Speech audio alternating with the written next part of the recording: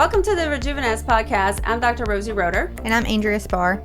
And today we're going to talk about a condition that affects 5% of the population, but a lot of people don't talk about it openly, and that's hyperhidrosis. Or excessive sweating. Yes. So definitely there's two different types on the market. A lot of people are like, everybody sweats. Why are you complaining? Okay.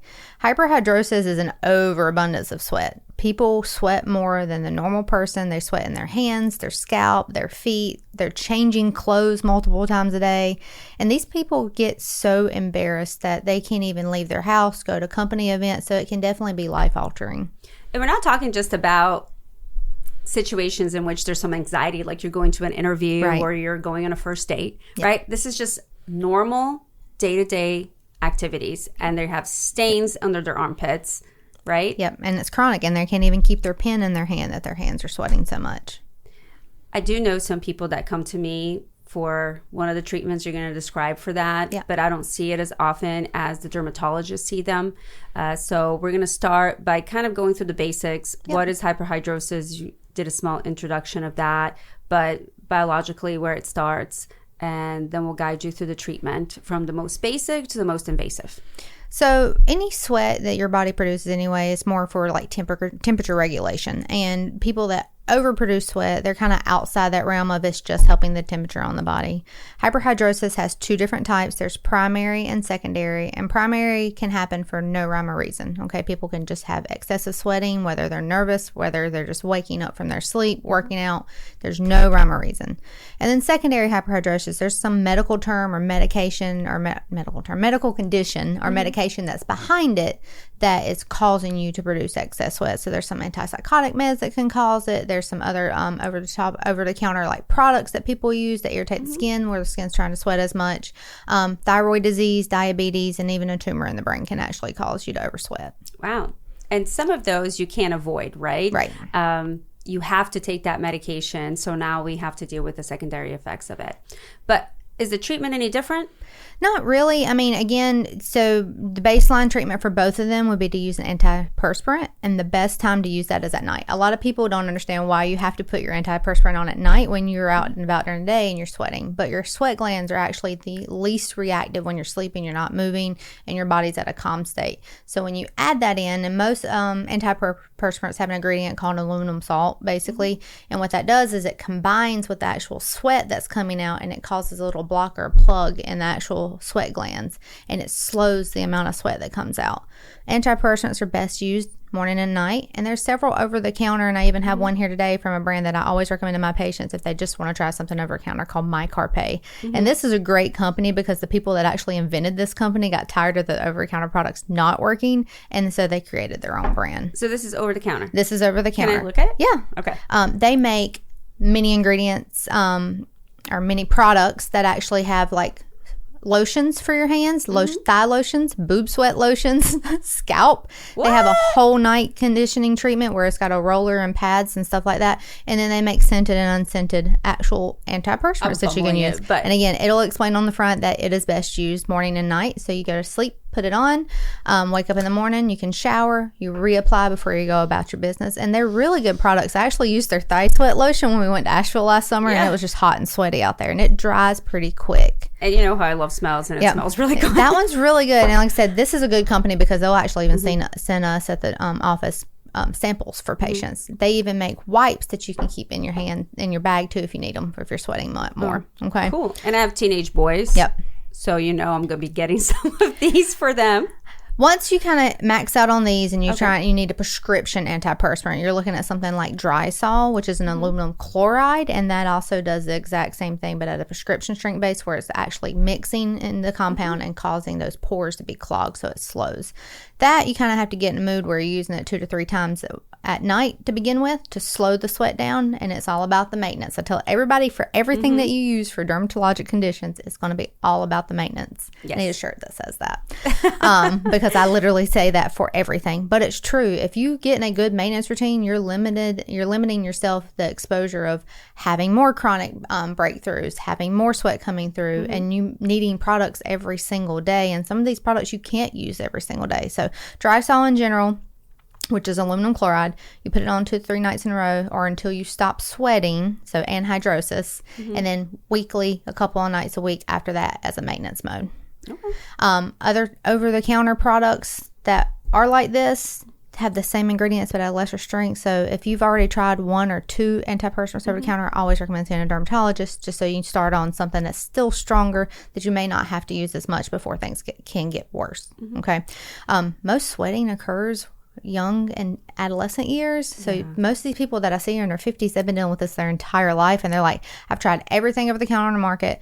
I've even tried dry sol from my primary care, because I think that's the most thing that they will write before they refer to us. And so there's other things on the market. So like glycopyrronium or glycopyranate wipes. They're called Cubrexa. They're wipes that you can use every day. Use one wipe for both armpits. They're only FDA approved for the armpits though. So people that have hand sweat and foot sweat, you're still going to have to look more at the over-the-counter products and the dry sol.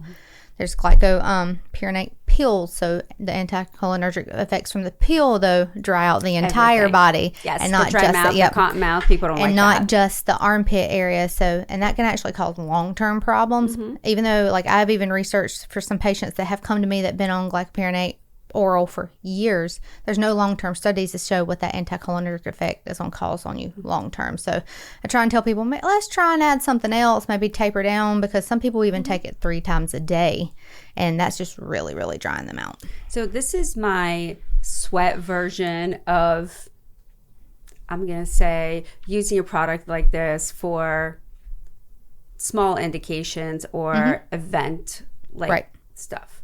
So I have used the Cubrexa wipes the night before I was going to go to an event where I'm wearing a strapless dress so I don't sweat the next night.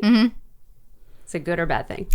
I mean, as long as you're really washing your hands and stuff after using it here and there, I don't suspect that it'll be a problem. There's a lot of people that use it for off-label use, but getting that product, if you're trying to use it on like your forehead sweat or your face sweat and you get it in your eyes, it definitely can cause blindness and have some major consequences. So you have to be very careful about how you're using them. And when you see a dermatologist, they'll say, this is how it's FDA approved. If you choose to do this, that's you, boo, because it's not, I explained how to use it, basically, you know? Can't go home and make them use it properly. But people like to experiment, but this one-off use, I don't think is right. After, if they feel like they needed it, it definitely may have helped. Okay. There's a new one on the market that just came out this past year called Sofdra or Sofdropyronium, and it is basically the same thing and does the same thing as dry sol, except you use it every single night. So it comes in a little pump, and it even has an applicator on the tip of it. So you take the cap off, put the pump on the cap, put the cap back on, and use it as a deodorant to put on at night before you go to bed. So again, multiple products that can be over the counter, multiple products that can be prescription strength, but then you're moving into bigger things after that, like Botox injections. Now, have you ever done that for any of your patients? Yes, I've done a lot of Botox injections, and that's what I get the most is people that want to come in for Botox. So since I do Botox, I've done that since my residency training, but it's a lot of units. It's 200 units. Yeah. And some of these patients' insurance will not cover it, even if they've done failed everything else on the market. Correct. So it's kind of hard to get covered, and it can be very expensive if you try and pay out of pocket, but it works well, and you get results for about 3 to 4 months. Some people only go twice a year because some people have gotten it so much it's slowed down enough for them to be able to maintain with that in combination of antiperspirants, and they may only get it every 6 months. But it's only FDA approved for the armpits, but I have seen it injected in the hands as well. Yeah. I think if you're going to do palm injections, you just got to be careful. A lot of the structures in the hand. Volume can even lead to a partial compartment syndrome. You got to make sure you're aware of nerves, tendons, and things like that, so you don't put it in the wrong space. So make sure you go to somebody who actually knows what they're doing. I've done it a lot for armpits. It's just my view. Right. And I may be wrong. But I do think that for people who have a medical condition, that we should have a package pricing for hyperhidrosis Botox instead of just charging them strictly by the unit like we do for cosmetic purposes. Yeah, because that's a lot of units, like you said. It is. And that really will break the bank. I mean, you're really using a whole vial per armpit. So, and the good thing, though, is that unlike cosmetic like Botox or any other the neurotoxins, it lasts longer. Yes. So you do have that benefit. And I tell everybody, you still may need your antiperspirants here and there. Now, it's not going to change long term, the hair follicle situation having to shave under your armpits if you choose to shave, the hair growth, but it definitely can help slow the sweat. So you may not have to do as much in that area because a lot of people are like, I just had to shave my arms because I sweat so much and it sits on the hair. So next couple of things that are on the market, we don't have them in our practice, but there are some local practices that have one of them. The other one, I really haven't seen that posted anywhere. So the next thing would be a procedure called MiraDry, and I call it microwaving. So they're basically microwaving your oil glands, and that helps either stop, slow, or limit the amount of sweat that's actually coming out during those times, and it damages it so much it can be more of a semi-permanent fix. A lot of my plastic surgery friends have this at their practice and swear by it. And I think it's an awesome alternative to have to just laser hair removal plus Botox and all of that. So, you know, some people with time will fail one or more of these and they want a more permanent solution. So, like I said, there's other places around Charlotte that might have MiraDry in case you've boxed all the other things out or you want a different solution. Yep. And then iontophoresis, big words today. Iontophoresis. So that is where we do use electricity or an electrical current, and the patient actually it's more for hands and feet. So they actually soak their hands in a solution that has anticholinergic medicines in them, or normal saline. Some people just use regular tap water, but when you soak it and you set an electrical current through it, it actually makes the ions connect, and that can actually push the medicines in. It can slow the sweat that's coming out if you're using any of the anticholinergic medicines. I've even read that it has benefits with the use of Botox together, and people usually see results in about 3 to 4 weeks because they're doing it 1 to 3 times a week, and then they go into maintenance mode where it's just weekly, but that also requires maintenance. So if you stop, it's going to come back. It only slows. It's not a permanent solution. The MiraDry plus an actual surgery that we're going to talk about is going to be the most close permanent solution that you can get with hyperhidrosis. Yeah, I think almost everything in what we do is additive. You can't just give up the first line. The first line is going to be the basis to which you build things, forward. And you always got to, especially with insurances, because if you don't follow their algorithm, your patient will never get the medicine that they need. Yeah, it's very important to follow the algorithm. It is very frustrating because people will listen to something like this and be like, hey, I want to go to do the MiraDry and I want my insurance to pay for it. Right. And that's not how it works. It's like you got to take the baby steps. You got to crawl before you walk. Right. When it comes to playing the insurance game. And the last thing is going to be surgery. So a sympathectomy is basically you're going to cut it off at the head. All right. Whatever's causing the production of it, you're just going to snip it. But that can be a hard recovery. It has big surgical risk. But some people think it's worth it. If their life has been ultimately destroyed by sweating so much and having to keep shirts on hand and having to keep socks on hands, that may be an option for them. But at our practice, like I said, we're small mom and pop here in North Carolina. We don't offer that type of procedure. Yeah, I mean, it's something you would expect if you're doing the endoscopic thoracic approach, a thoracic surgeon to do that. Plastic surgeons are trained to do sympathectomies of the hand for other conditions like complex regional pain syndromes and things like that. But I don't think most of us at this point in our career are really doing that kind of detailed things. I would go to an academic center where there are specialist hand surgeons that do this and look for someone who does this on a regular basis. I always say when you go to a surgical approach, you want to go to somebody that does this procedure routinely. Yes. And by that, I mean weekly. And I mean, there are things I do daily, but something like this might be a little bit more complex, right? But you're going to get better care for patients if you're a patient by having a surgeon that does hundreds of these a year. And I mean, and you are your own best advocate when it comes to these things. Do not be afraid to ask these questions. How often do you do these surgeries? What's your success rate? What was the worst thing that you've seen that had happened to somebody? These surgeons are prepared for that. A lot of them do not take offense to these questions. They want you to ask these questions because they want to know that you're a right fit for them and they're a right fit for you. Right. Because I always tell my patients that even if the complication happens 1 or 2% of the time, if it happens to you, it happens 100% of the time. Right. Right?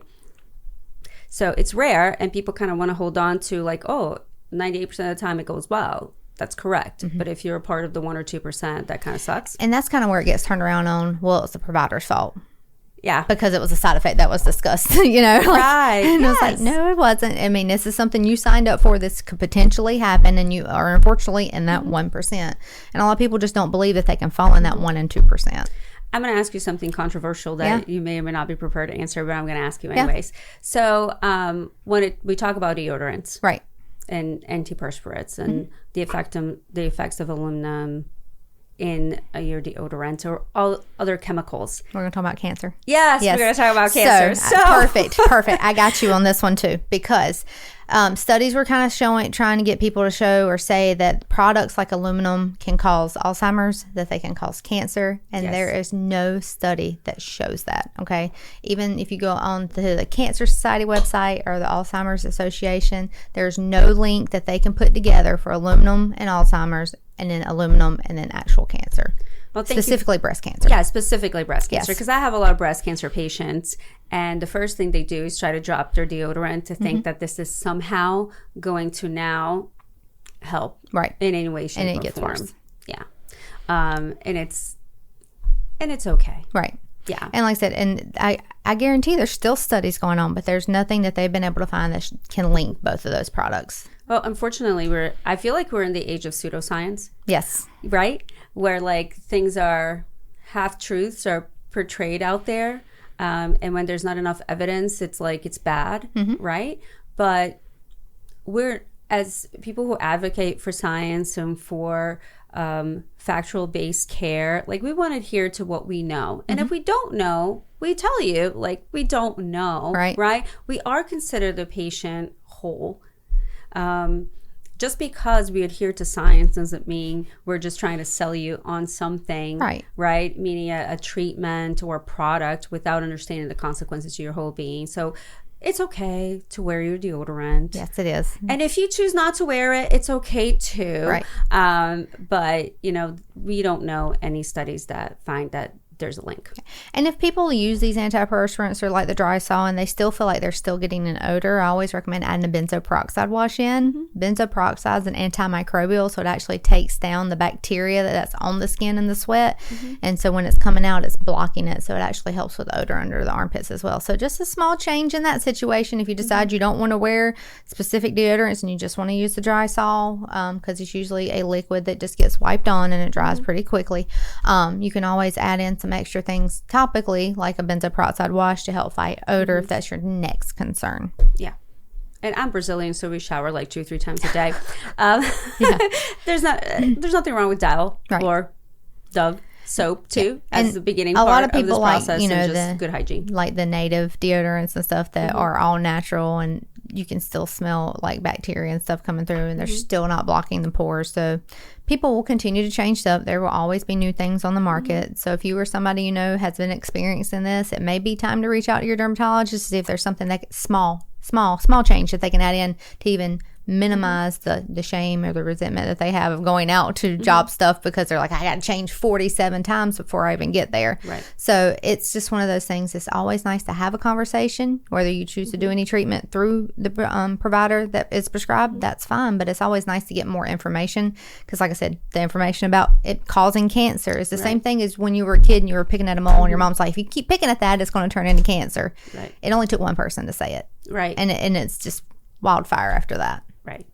And yeah, we just got to keep to what is factual. Right. And also, again, hyperhidrosis is not an uncommon, condition, but 5% of the population is that's a lot of population. That's a lot. Yeah. And it's very psychologically distressing to the people that have it. And it's not just that you're sweating because it's 90 degrees outside. It is life-altering for these people. It is really life-altering. And we have really great approaches, like Andrea said, topical, oral, procedural in terms of injections and other different types of approaches to quiet down those sweat glands. And I have people that come in, they're like, hey, I've been through all this, I'll let you maybe try one thing, but do you do the MiraDry here? And I'm like, no, but I can tell you where to go. Like, I will point you in the right direction. I'll get you to where you need to be if you want to try something that we don't offer.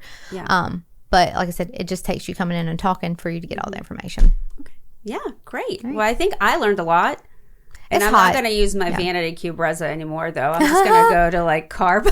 Yeah, Micropay is fabulous. You can go on their website. Like I said, they've sent me a bunch of samples, so I usually give my patients a 20% off coupon because they're pretty good about that as well. They just want to help people, and that's another good thing about them. But they actually are sold at Target now, so definitely don't have to go online to buy it. Great.